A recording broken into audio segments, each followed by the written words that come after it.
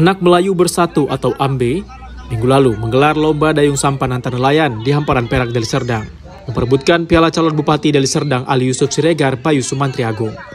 Ada 60 peserta dari berbagai daerah di mana panitia dapat menghibur masyarakat dan berharap pemerintah ada perhatian khusus untuk daerah terpencil pesisir pantai. Ribuan masyarakat padati lokasi perlombaan dayung sampan. Dari berbagai kalangan datang untuk melihat serunya perlombaan dayung sampan di Dusun 2 Desa Hamparan Perak Deli Serdang. Calon Bupati Deli Serdang nomor 3 Ali Yusuf Siregar Bayu Sumantri Agung saksikan jalannya final dayung sampan ini. Didampingi oleh Ketua Tim Pemenangan Misnan Aljawi dan Muhammad Adami Sulaiman. Pasangan calon Bupati Deli Serdang menyampaikan akan melaksanakan rutin setiap tahun lomba dayung sampan sebagai ikon wisata di kawasan Hamparan Perak, serta akan membangun rumah nelayan yang rusak, meningkatkan kesejahteraan nelayan, dan akan membuka jalur alur nelayan untuk mudah melaut di kawasan itu. Ada program kita untuk di pesisir pantai ini, pertama berkaitan dengan nelayan, dan kita lihat kalau memang masyarakat tidak mampu dan memang kondisi rumahnya pun memang tidak layak, kita akan buat menjadi layak huni. Juga yang kedua berkaitan dengan para nelayan yang akan mencari nafkah ketika sampannya ataupun kapalnya tidak bisa melaut, itu akibat mungkin pendangkalan laut tersebut ataupun muaranya itu akan kita keruk supaya mereka bebas bisa tanpa pasang surut pun mereka bisa melaut.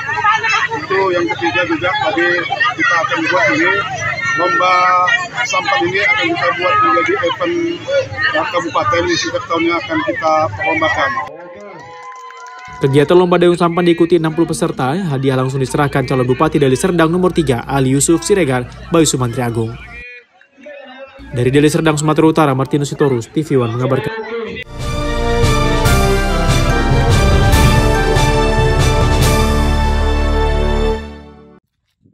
Puluhan warga Desa Tunas Jaya, Kecamatan Buana Pemaca, Kabupaten Oku Selatan mendatangi PT Paramitra Mulia Langgeng atau PT PML Rabu 16 Oktober 2024. Kedatangan warga ini untuk menanyakan perihal pembakaran gubuk milik salah seorang warga yang diduga dilakukan oleh petugas KPH bersama PT PML saat sedang melakukan patroli ke wilayah mereka. Tindakan ini menyulut kemarahan warga yang selama puluhan tahun telah menggunakan lahan itu untuk bercocok tanam. Sekitar 60 warga dari Dusun 8 Desa Tunas Jaya berkumpul di depan kantor PT PML dengan didampingi kepala desa serta pengawalan ketat oleh pihak kepolisian sektor Buai Pemaca dan juga Babinsa wilayah tersebut. Kedatangan mereka langsung diterima oleh pihak PT Paramitra Mulia Langgeng untuk berdiskusi perihal kejadian pembakaran. Mereka pun berjanji akan mencari solusi terkait insiden tersebut. Warga pun membubarkan diri dengan tertib dan damai setelah menyampaikan keluhan ke pihak PT. Sudah jelas tujuan kita datang ke kantor PML ini dalam pendampingan masyarakat. Mereka menjelaskan bahwa beberapa hari yang lalu memang sudah saya mendapatkan laporan bahwa sudah terjadi dari pihak PML dan didampingi oleh KPH itu membakar pondok milik warga. Di dalam pembakaran tersebut yang dilakukan oleh oknum KPH, kalaupun masyarakat kami ini salah, seharusnya diawali dari pemberitahuan terlebih dahulu. Pada saat itu memang kami coba meningkatkan laporan terkait masalah adanya perangkap masyarakat di Desa Tunas Jaya Dusun 8. Di situ kami coba membawa KPH untuk mengidentifikasi lahan yang coba bermasalah. Nah, akan tetapi mungkin dari pihak KPH ada wewenang lain. Nah, dari itu kami coba kemarin untuk menyarankan untuk tidak melakukan hal yang lebih anarkis. Dari Oku Selatan, Sumatera Selatan, Andi Salani, TV One mengabarkan.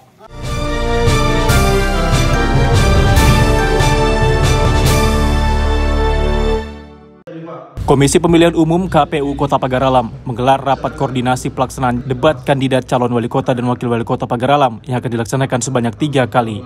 Tahapan Pilkada Serentak 2024, KPU Kota Pagaralam akan melaksanakan debat kandidat calon wali kota dan wakil wali kota yang akan dijadwalkan 3 kali untuk berdebat memperkenalkan visi dan misi kepada masyarakat Kota Pagaralam. Kegiatan rapat koordinasi tahapan debat yang digelar di ruang rapat kantor KPU pada Selasa 15 Oktober 2024 dihadiri langsung anggota komisioner dan Ketua KPU Ibrahim Putra, Wakapolres Pagaralam Kompol M. Ali Asri, Kejaksaan dan anggota Bawaslu, serta liaison officer atau LO masing-masing 3 pasangan calon, event organizer atau IO, serta undangan lainnya.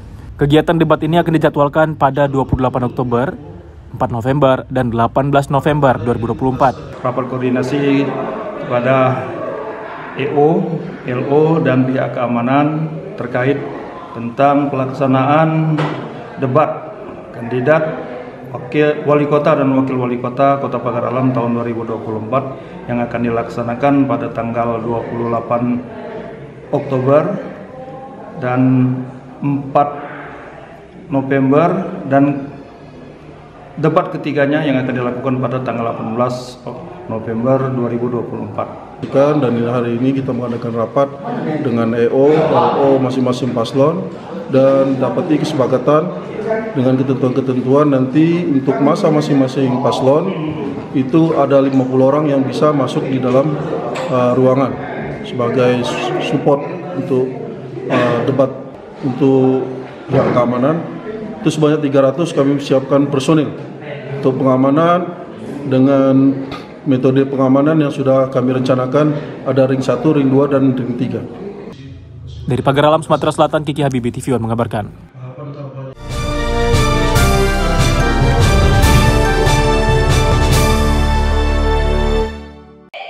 Dibuka dengan salam 3 jari merupakan salam genre yang melambangkan remaja menolak pernikahan dini, seks bebas, dan tidak mengkonsumsi narkoba dalam acara pembinaan kepada institusi masyarakat pedesaan dan program Bangga Kencana, serta anak-anak remaja dan penyuluh di lingkungan Dinas PPPA PPKB Ogan Ilir, Sumatera Selatan.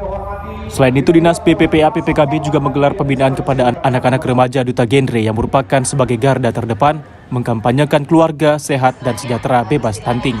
Kegiatan ini diselenggarakan di Aula Kecamatan Muara Kuang, Ogan Ilir, Sumatera Selatan, diikuti oleh ratusan remaja duta genre serta kepala desa se-Kecamatan Muara Kuang. Dalam acara tersebut dibuka oleh asisten 3 pemerintahan Kabupaten Ogan Ilir. Dalam sebutannya, pemerintah juga mengimbau agar para anak-anak remaja terutama duta genre harus mengkampanyekan serta mengajak anak-anak yang lain untuk saling bahu-membahu dalam mewujudkan keluarga sehat dan sejahtera. Untuk mewujudkan keluarga sehat sejahtera serta bebas stunting, Dinas PPPA PPKB juga mengajak para kepala balai serta para penyuluh yang ada di desa untuk lebih memahami peran fungsinya dalam menjalankan tugas yang diberikan guna mewujudkan keluarga di Ogan Ilir sehat sejahtera serta bebas stunting. Muara Kuang ini adalah kecamatan yang terjauh dari Kabupaten Ogan Ilir. Ini perlu pembinaan yang lebih mendalam, maka kita fokuskan di sini supaya nanti apa yang jadi program KB ini dapat dilaksanakan. Kalau di perkotaan mereka sudah banyak mengerti. Untuk kita berharap fokusnya di kecamatan yang terjauh dari kabupaten. Kita lihat ini, alhamdulillah koordinasi cukup baik. Itu kepala desa hadir mendukung program ini, dan ini adalah hal yang terbaik yang pernah dilakukan oleh kami. Di desa-desa tersebut banyak kegiatan yang dilakukan seperti kegiatan bina keluarga balita, bina keluarga remaja, bina keluarga lansia, ada juga kelompok PPKA. Di situ juga ada untuk anak-anak remaja namanya Pusat Informasi Kawasan Remaja yang kita kenal dengan PIK Remaja, dan dihimpun dalam program Forum Genre Desa, di mana Kabupaten Ogan Ilir ini sudah kita bentuk di seluruh desa dan kelurahan, sebanyak 241 desa dan kelurahan. Untuk Muara Kuang ini 14 desa dan kelurahan sudah terbentuk semua forum genre. Salam genre itu bermakna ya salam itu zero ya, zero berarti anak-anak remaja itu jangan melakukan pernikahan dini. Jadi sebelum mereka cukup umur ya tidak diharapkan untuk menikah terlebih dahulu, dan juga tidak no seks. Jadi mereka tidak melakukan hubungan seks di luar pernikahan, dan mereka terhindar dari nafsa. Dari Kabupaten Ogan Komering Ilir, Sumatera Selatan, Berkat Arsyad, TV One mengabarkan.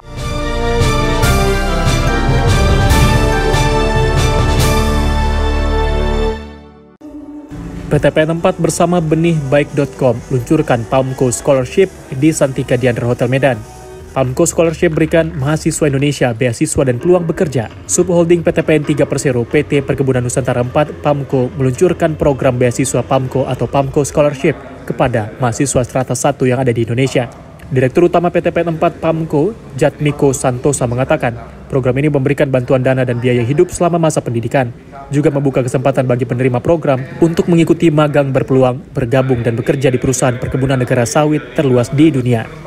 Dalam program beasiswa penuh selama 4 tahun tersebut, PTPN 4 bekerja sama dengan Benih Baik, suatu platform digital crowdfunding yang didirikan oleh Andi F. Noya, guna mencari mahasiswa terbaik agar dapat bergabung ke dalam program.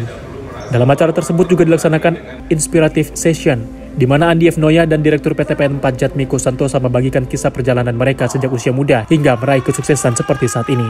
Kesempatan ini disasarkan bagi puluhan mahasiswa yang berdomisili di Aceh, Sumatera Utara, Sumatera Barat, Riau, Jambi, Kalimantan Barat, Kalimantan Tengah, Kalimantan Timur, dan Kalimantan Selatan. Perusahaan ini menyediakan dana hampir 2 miliar rupiah guna memberikan bantuan uang kuliah tunggal selama 8 semester dan biaya hidup untuk 48 bulan. PAMKO Scholarship Program sendiri menjadi kerjasama kedua dikolaborasikan setelah kedua pihak ini mengesahkan program Green Harmony beberapa bulan lalu yang berfokus pada kelestarian alam. Makanya lah kami berpikir dan kami melakukan program di mana kami investasi dengan memberikan beasiswa kepada rekan-rekan mereka. Paling tidak, suatu saat nanti adik-adik mahasiswa pun pelajar pasti akan memberikan manfaat pada bangsa ini. Syukur-syukur bisa memberikan manfaat pada PAMKO di kemudian hari. Kalau Benih Baik, clear, karena kami sudah bekerja sama sebelumnya dan Benih Baik Pak Andi reputasinya pun sangat baik dan mampu menjadi mitra yang baik. Kenapa saya antusias mendukung apa yang dilakukan oleh PTPN 4 atau PAMKO adalah misi dari para pimpinannya dan perusahaan, yaitu bagaimana sumber daya manusia itu menjadi sentral dari perkembangan dan pertumbuhan anak-anak generasi penerus Indonesia. Jadi banyak orang tidak mau masuk ke wilayah ini karena tidak terlalu tampak. Padahal SDM ini kualitasnya kalau ditingkatkan, maka anak-anak ini akan menjadi pemimpin di masa depan. Jadi visinya sama. Jadi saya senang sekali diajak menjadi bagian dari perubahan yang luar biasa untuk anak-anak, terutama dari keluarga yang sederhana. Dan ini memang sebagai wujud kontribusi dari PAMKO di bidang pendidikan, dan kita memang dengan Benih Baik bekerja sama dan kita harapkan kita nanti ke depan akan bisa menjadikan sebagian dari masyarakat kurang mampu merintis karirnya, pendidikannya untuk bisa sukses di masa depan. Dari Medan, Sumatera Utara, Ahmad Sukri, TV One mengabarkan.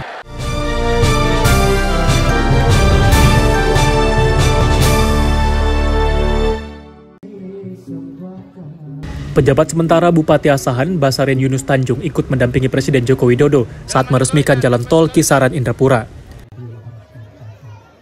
Jalan Tol Kisaran ini akan mempermudah warga Asahan dan sekitarnya jika berkendara keluar daerah. Presiden Joko Widodo meresmikan Jalan Tol Kisaran Indrapura sepanjang 47,75 km. Dana yang dihabiskan guna pembangunan jalan tol ini adalah 6,32 triliun rupiah. Peresmian ini dilakukan di gerbang tol Kisaran. Jokowi didampingi oleh Menteri Perhubungan, pejabat Gubernur Sumatera Utara Agus Fatoni, pejabat Bupati Asahan Basaren Yunus Tanjung, dan sejumlah pejabat lainnya.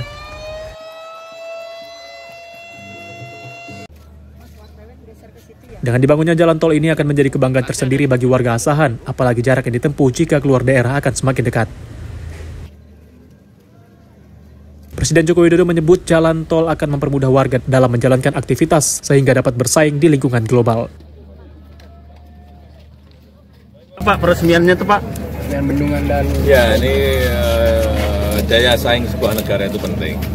Dan pembangunan jalan tol itu dalam rangka competitiveness kita yang terus kita perbaiki agar kita bisa bersaing dengan negara-negara yang lain dalam hal kecepatan, baik kecepatan distribusi barang, kecepatan distribusi logistik, dan yang lain-lainnya, mobilitas orang. Saya kira ke depan persaingan itu akan semakin ketat dan stok infrastruktur kita semakin banyak akan semakin baik. Terima kasih Bapak. Ya, aman. Dari Asahan, Sumatera Utara, Jasa Menurung, TV One mengabarkan.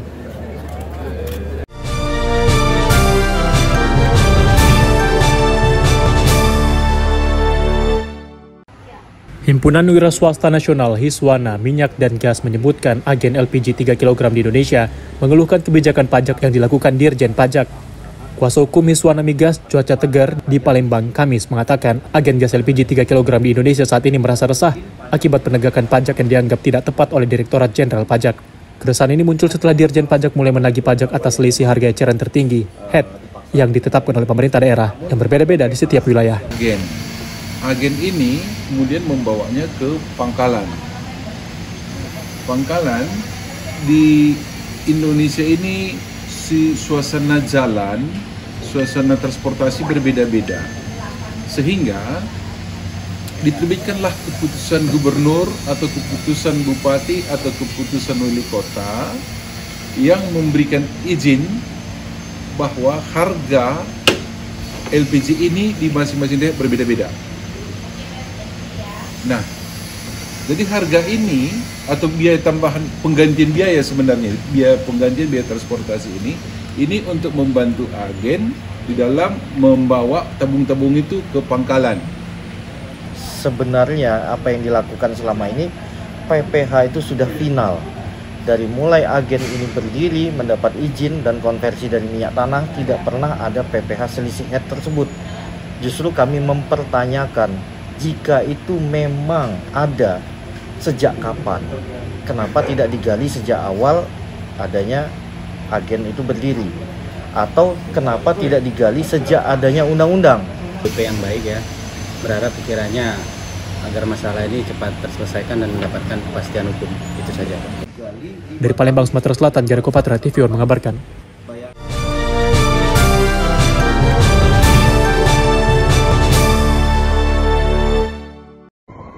Dewan Pimpinan Daerah Gerakan Rakyat Indonesia Bersatu atau DPD GRIP Sumatera Utara menyerahkan bantuan untuk warga korban banjir dan tanah longsor di Kabupaten Karo. Dengan menggunakan truk untuk membawa 500 paket bahan bantuan bagi warga korban banjir dan tanah longsor, rombongan DPD GRIP Sumatera Utara langsung bergerak menuju posko pengungsian warga di Desa Ketawaren, Kecamatan Juhar, Kabupaten Karo, Sumatera Utara. Bantuan yang diberikan berupa beras, minyak goreng, telur ayam, dan mie instan. Diserahkan langsung Ketua DPD GRIP Sumatera Utara Samsul Tarigan, didampingi Ketua Satgas DPD GRIP Sumut Govinda Tarigan dan Ketua DPC GRIP Kabupaten Karo. Bantuan ini pun langsung diterima oleh warga pengungsi korban banjir dan tanah longsor yang saat ini masih mengungsi di ruang kelas sekolah. Ketua Satgas DPD GRIP Sumatera Utara Govinda Tarigan mengatakan, bantuan berupa 500 paket ini untuk membantu meringankan beban warga yang tertimpa bencana, dan ini merupakan salah satu kegiatan sosial DPD GRIP Sumatera Utara terhadap siapa saja yang tertimpa musibah, khususnya bencana alam. Diharapkan warga bisa tetap tabah atas cobaan ini dan bisa segera kembali ke rumah masing-masing. Kami dari DPD GRIP Jaya Sumatera Utara dan Satgas GRIP Jaya Sumatera Utara hari ini berangkat ke Tanah Karo memberi bantuan bencana longsor dan banjir di Kecamatan Juhar, Kabupaten Tanah Karo. Harapan kami dengan bantuan ini dapat mengurangi beban para korban dan saudara-saudara kita di Tanah Karo.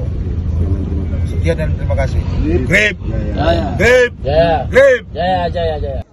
Banjir dan tanah longsor yang terjadi pada Minggu 13 Oktober lalu ini mengakibatkan akses jalan warga terputus dan mengisolasi 5 desa, yaitu Desa Ketawaren, Desa Luki Dupen, Desa Naga, Desa Lau Lingga, dan Desa Bulu Pancur. Sementara di Desa Ketawaren sedikitnya 7 rumah hancur akibat diterjang banjir. Dari Karo, Sumatera Utara, Taufik Hidayat, TV One mengabarkan.